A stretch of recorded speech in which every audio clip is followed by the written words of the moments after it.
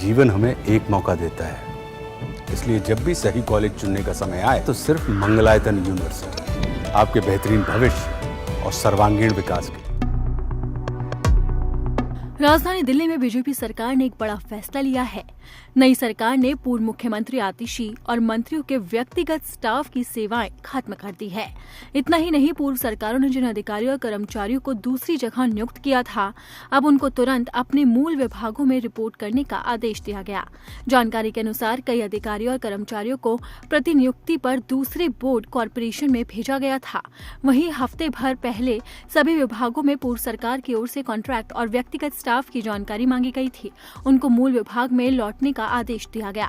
आपको बता दें कि मुख्यमंत्री रेखा गुप्ता राष्ट्रपति और उपराष्ट्रपति से मुलाकात करेंगी। इसके बाद सीएम रेखा गुप्ता पीएम मोदी से भी मुलाकात करेंगी। दिल्ली की नई मुख्यमंत्री रेखा गुप्ता ने पहली कैबिनेट बैठक में 2 बड़े फैसले लिए हैं।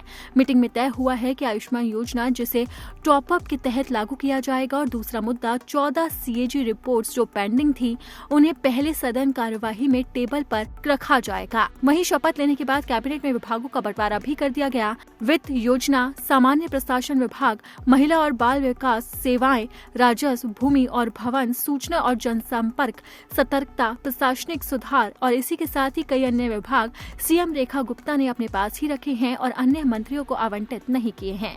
अब आपको आगे बताते हैं कि प्रवेश वर्मा और कपिल मिश्रा को सरकार की तरफ से क्या सौगात मिली है। प्रवेश वर्मा को लोक निर्माण विभाग यानी कि पीडब्ल्यूडी, विधान मामलों, सिंचाई और बाढ़ नियंत्रण, जल, गुरुद्वारा चुनाव का अधिकारी बनाया गया है। उन्हें ये सभी विभाग दिए गए हैं। इसी के साथ ही कपिल मिश्रा को विधि और न्याय, श्रम विभाग, रोजगार विभाग, विकास, कला और संस्कृति, भाषा विभाग, पर्यटन विभाग दिया गया है।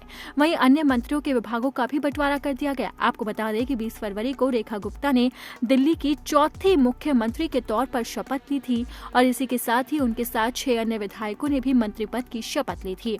ये कार्यक्रम काफी भव्य था। दिल्ली के रामलीला मैदान में दोपहर 12 बजे इस कार्यक्रम का आयोजन किया गया और इस दौरान उपराज्यपाल वीके सक्सेना ने दिल्ली की सीएम रेखा गुप्ता को गोपनीयता की शपथ दिलाई। सीएम बनने के साथ ही रेखा गुप्ता ने कहा कि वो दिल्ली के विकास के लिए काम करेंगी। उनकी प्राथमिकता अब दिल्ली की जनता की सेवा करना है।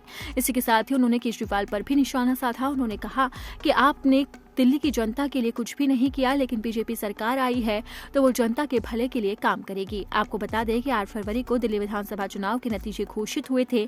70 विधानसभा सीटों में से बीजेपी को 48 सीटें हासिल हुई थी और ये 27 साल के बाद बीजेपी की प्रचंड जीत थी।